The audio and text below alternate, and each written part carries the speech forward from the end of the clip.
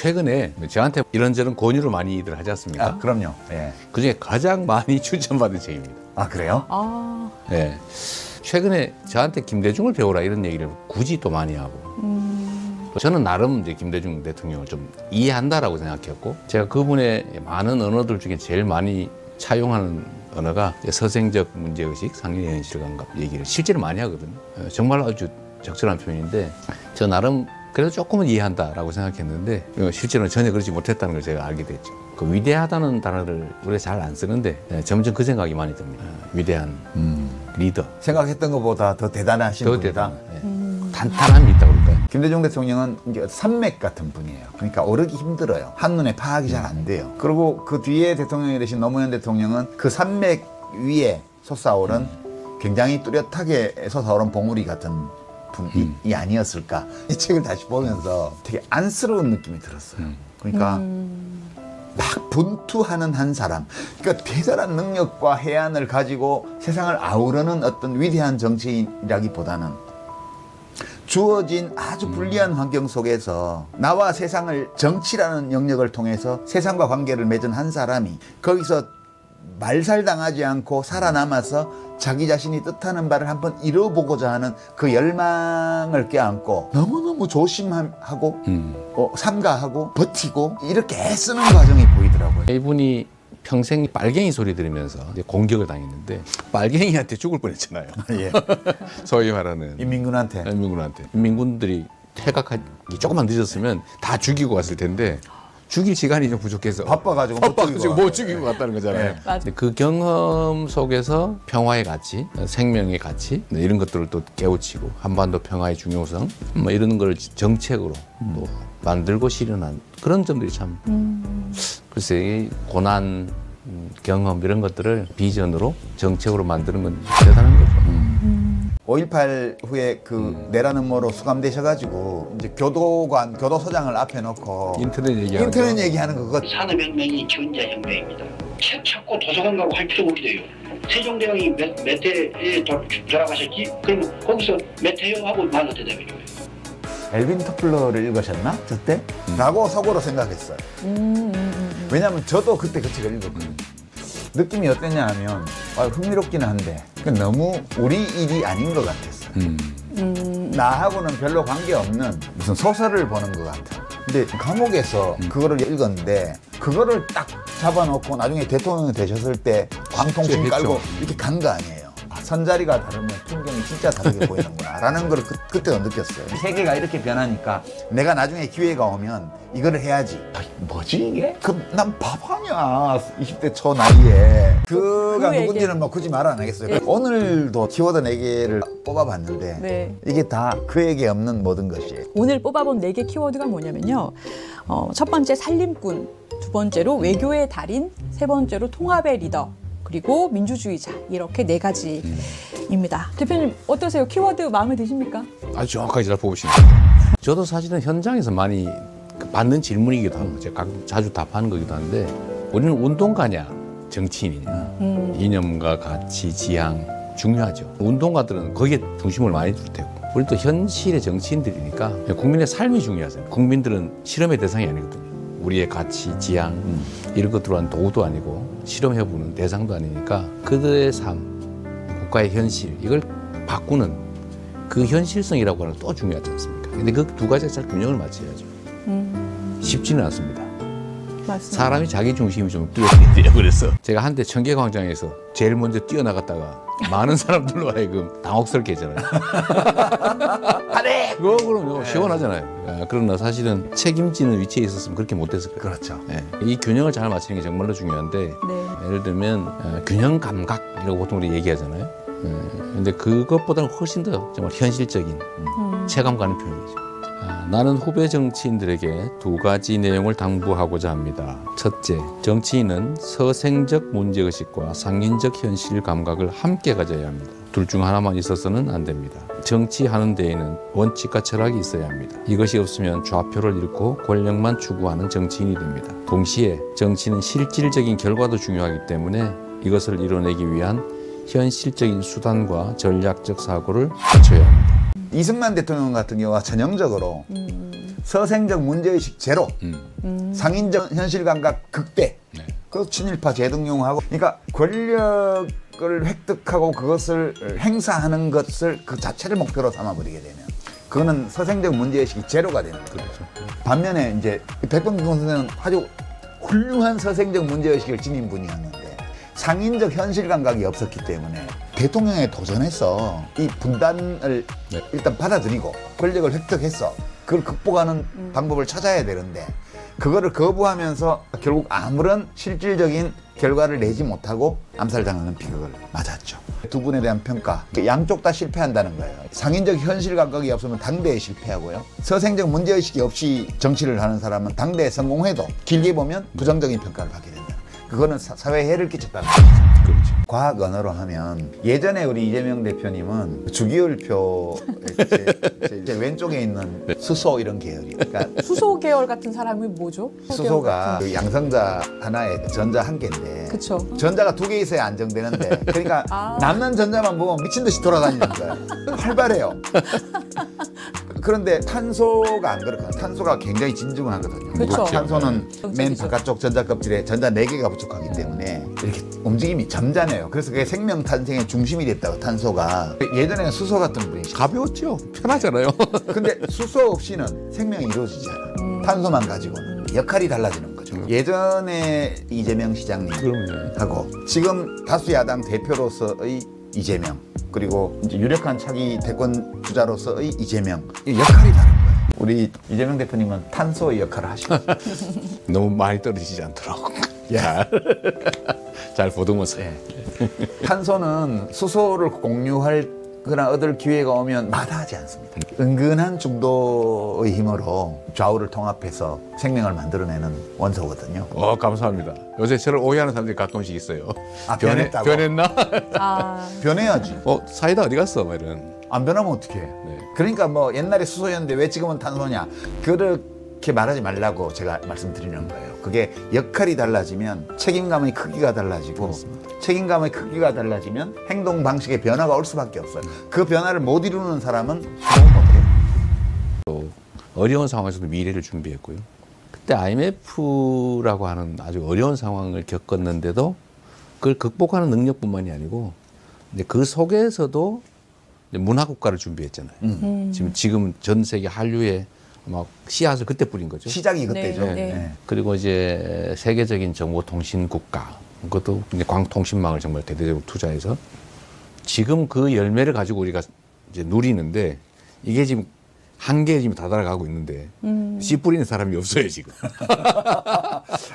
그쪽이 종자까지 털어먹고 있습니다. 지금. 그렇습니다. 정말 심각하죠. 지금 우리가 처한 핵심 위기 중에 하나가 외교입니다. 외교는 인간관계하고 비슷한 측면이 있어요. 그렇죠.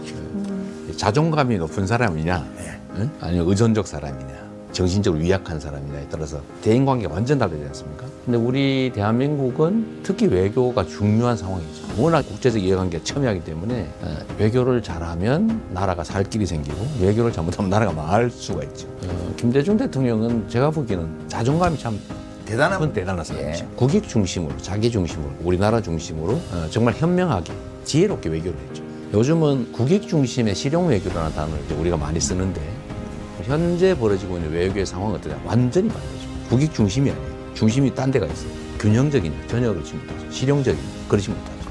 미국과 일본의 국익 중심으로 가 있죠. 이런 외교의 원칙, 외교를 해낼 수 있는 역량이 정말로 중요하다. 한반도의 위기, 사실 이 경제 위기하고도 관련이 좀 있는데요. 예. 다 사실 먹고 사는 문제 아닙니까? 한반도의 지정학적 위기가 좀 커져가잖아요. 왜? 물론 국제적인 충돌도 있어요. 진영이 지금 갈라지고 충돌이 좀 격화되긴 한데 그렇다고 해서 자연적으로 이렇게 되냐? 그것도 아닙니다. 결국은 불필요한 자극, 불필요한 운동 이런 것들이 사실 우리의 입지를 점점 악화시키고 있죠. 근데 그 결국 한반도의 평화 위기로 다가오고 외교의 실패로 다가오니까 기업들의 해외 경제 영토가 줄어들고 활동 영역이 좁아지잖아요. 그리고 지정학적 위기가 커지면 한국에 대한 투자가 또 평가가 낮아질 수밖에 없죠. 이것도 실제로는 되게 심각한 상황입니다. 해야 돼서 할 수 없이 하는 건 이해해야죠. 그렇죠.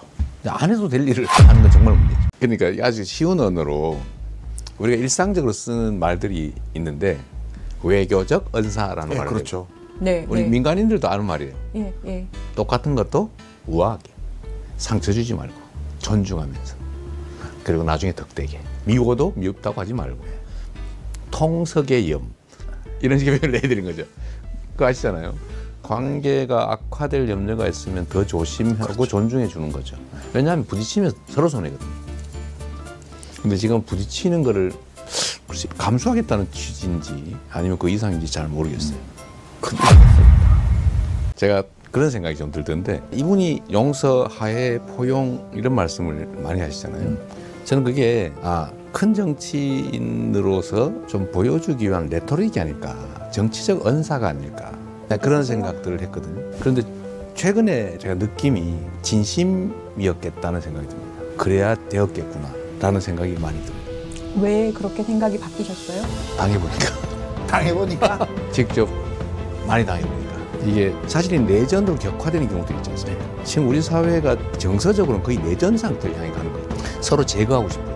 그러니까 싸우는 게 아니고 내가 훨씬 더 뛰어난 존재야, 당신들은 잘못된 존재라고 그냥 싸우는 정도가 아니고 제거를 할 수만 있다면 그런 상황이에요. 네, 그런 것들이 예를 들면 저에 대한 직접적 공격 같은 걸로 나타나는 거죠.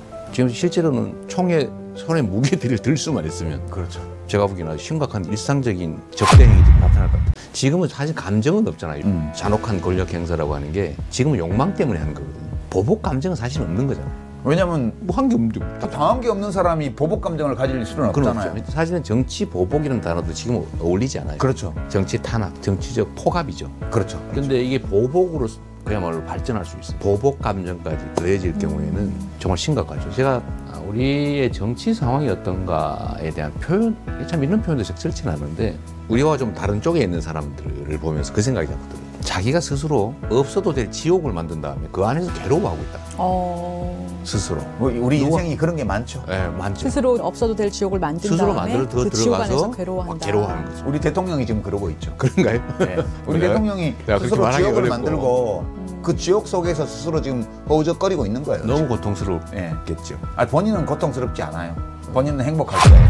그게 문제지. 저는 이제 김대중 대통령을 끝으로 이런 시대는 갖지 않을까라고 생각했는데 그게 아닌 거예요.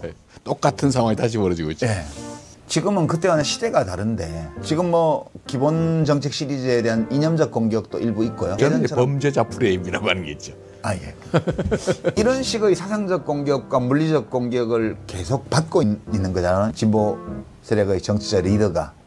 이거에 대해서 저는 이 책 읽으면서 좀 끔찍하다. 김대중 대통령이 1924년생이시고 우리 이재명 대표님이 1963년생이시잖아요. 그러면 40년 차이가 나요. 40년 차이면 거의 두 세대 차이가 나는데 이럴 수가 있나? 두 걸음 세 걸음 가고 싶은 사람은 김대중이라는 정치인이 반발짝밖에 안 가니까 어떤 식으로 비난을 했냐면 대통령병 걸렸다. 시장 시절부터 그런 말씀을 우리 이 대표님도 하셨는데, 나는 권력을 원하는 게 아니고 일을 할 수 있는 권한을 원한다고.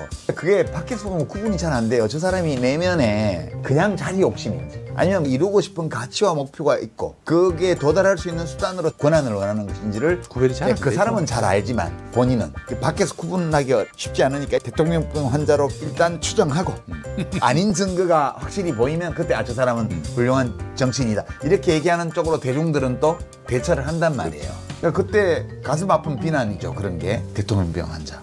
이제 그게 꼭 우파에서만 나온 게 아니고 진보 쪽에서 나중에 막 한나라당으로 건너가고 막 그랬잖아요. 누군가를 너무 싫어한 나머지 자기가 이상한 짓을 하고. 더 나쁜 데로 갔어.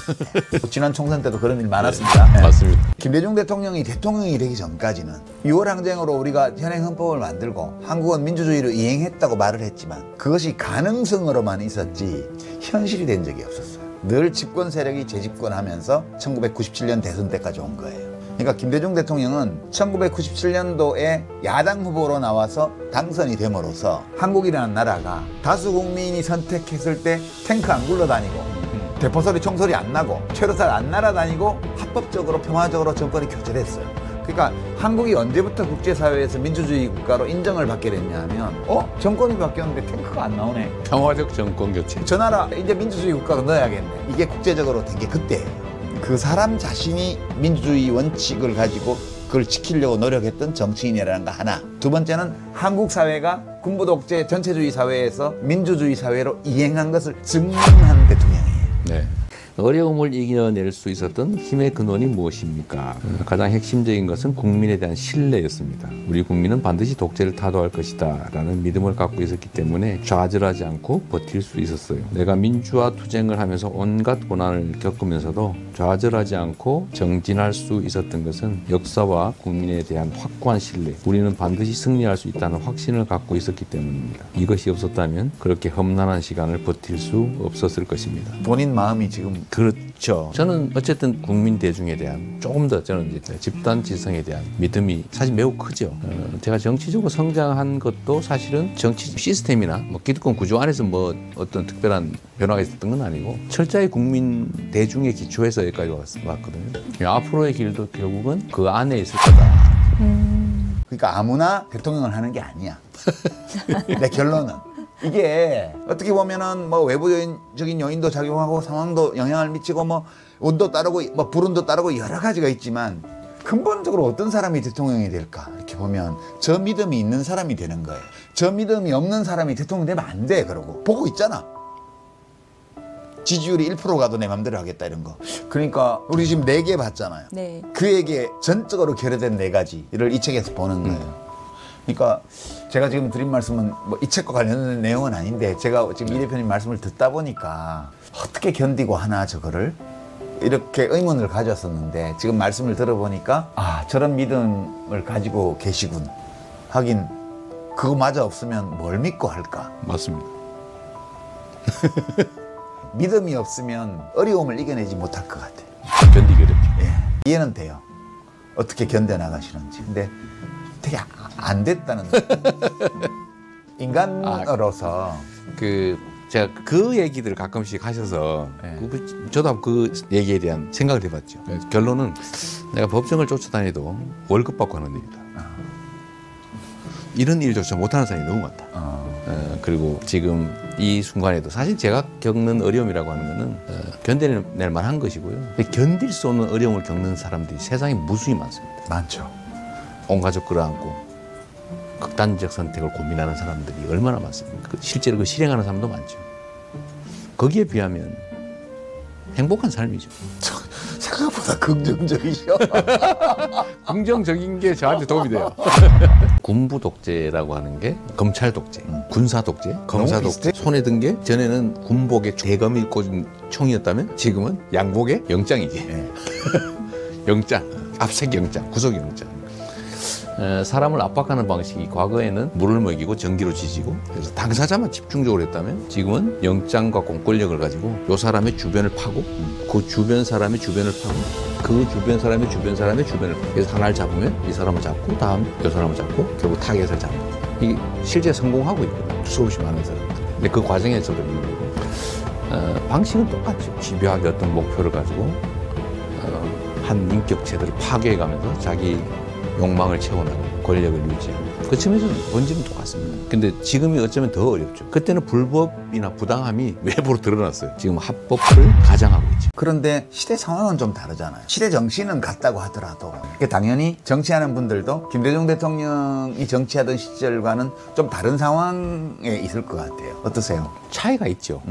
우리 한국의 대한민국 정부 수립 이래 첫 번째는 지배자들의 시대, 박정희 등등 김대중 대통령을 중심으로 한 시작, 지도자의 시대. 지금은 동반자의 시대가 열리는 것 같아요. 지식을 갖고 있으면 뭐하냐, 행동하지 않으면 결국 기득권의 편이다. 근데 지금은 대중이 세상의 주체가 될 수도 있는 것을 촛불혁명으로 증명도 했고 우리 더불어민주당 같은 경우는 당원 중심 정당이라고 하는 거를 처음엔 다 웃었지만 지금 대단합니다. 엄청난 변화를 만들었잖아요. 대중이 실제로 주체가 돼가는 중인 것 같습니다. 집단지성이라고 하는 게 실제 발현되는 사회로 온 것 같아요.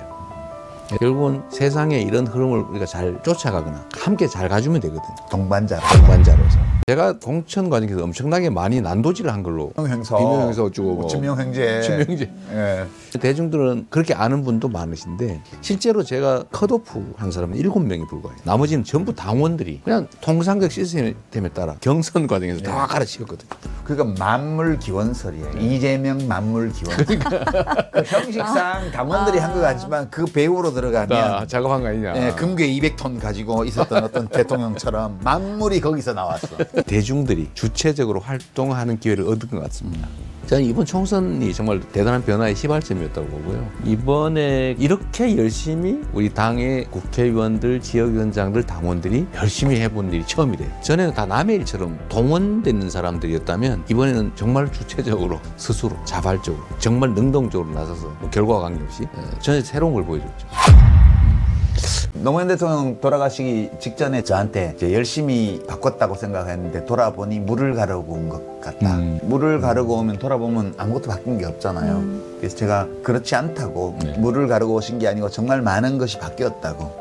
어떤 것들은 원래대로 돌아간 것도 있지만 다시는 돌아갈 수 없도록 바뀐 것도 많습니다. 그때 저한테 하신 말씀이 정치하지 말고 정치는 정치밖에 못하는 사람들이 정치를 하면 되고 정치 말고 다른 거를 할 수 있는 사람은 다른 걸 하는 게 사회의 진보를 위해서 더 나은 것 같다. 그러니까 대통령 자리는 사회의 진보를 이루는 데 적합한 자리는 아닌 것 같다. 그 말씀이 꼭 옳은 건 아니지만 지금 이 대표님 말씀하신 거에 비춰보면 정치하는 사람과 정당의 당직자와 또 정당의 당원들 뿐만 아니라 이런 사회적인 공론을 만들어가는 과정에서 참여하는 모든 시민들이 정치와 국가의 향배에 영향을 미치는 시대가 됐다는 얘기죠. 시대 정신이 짓밟히고 있다는 뜻이거든요. 이게. 그래서 제가 이제 드리고 싶은 말씀은 우리에게 무엇이 필요한가? 그리고 우리 사회에 필요한 그런 가치들, 목표들을 달성하기 위해서는 어떤 리더, 어떤 정치인이 필요한가? 이거를 한 번 더 생각해 볼 수 있는 기회를 준다는 점에서 이 책을 권한 거고요. 지금의 대통령에게는 모두가 전적으로 결여되어 있기 때문에 인간은 우리에게 결핍된 것을 선망하는 경향이 있어요. 자신에게 결핍된 것을. 그런 점에서 이 책을 읽으면서 다시 한번 우리 사회의 미래에 대해서 읽지 않았을 때보다 조금 더 확장된 희망을 볼 수 있을까요? 메시지를 지금 읽어야 되는 이유가 뭐라고 생각하세요? 객관적 상황들은 변했을지 몰라도 본질은 전혀 변하지 않았습니다. 그러니까 현재도 매우 유효한 언어들이고 정책이고 가치들이에요.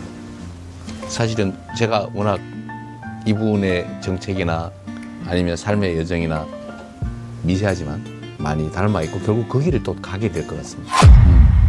노무현 시민센터도 오랜만에 오셨을 텐데 오시면서 어떤 소감 이런 것 좀 말씀해 주시면 좋을 것 같아요.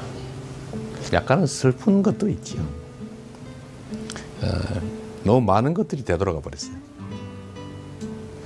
정말 얼마나 많은 사람들이 얼마나 많은 노력을 들여서 우리가 만든 성취고 전진인데 거의 순식간에 되돌아가는 이 현상을 우리 이 어르신께서 보고 얼마나 슬플까 그런 생각이 들었습니다. 이제 그러실 거예요. 하하, 괜찮다마. 네, 뭐 좀 잘하면 또 나아진다 이렇게 말씀하실 것 같고요. 문재인 대통령님 퇴임하시고 처음 뵀어요. 그러니까 대통령 되시기 전에 마지막으로 뵙고 거의 한 7년 만에 뵌 거예요. 문재인 대통령님 당선되시기 직전에 당선되실 건 확실하고 저는 이제 나라의 공무원은 안 할 거니까 저한테 전화하지 마십시오 라고 말씀을 드렸는데 정말 전화를 안 하셨거든요.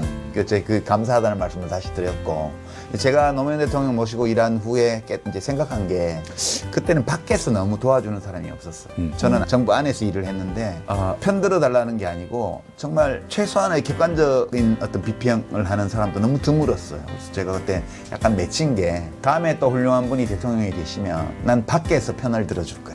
그래서 이제 문재인 대통령 시기에는 여기 알릴레오 방송도 하고 이렇게 했어요. 우리 이재명 대표님 앞으로 나라 일 또 하시게 되면 그때도 밖에서 많이 만나드리겠습니다. 저한테 전화는 하지 마시기 바랍니다. 낚시를 하자는 전화는 언제든지 환영입니다. 감사합니다.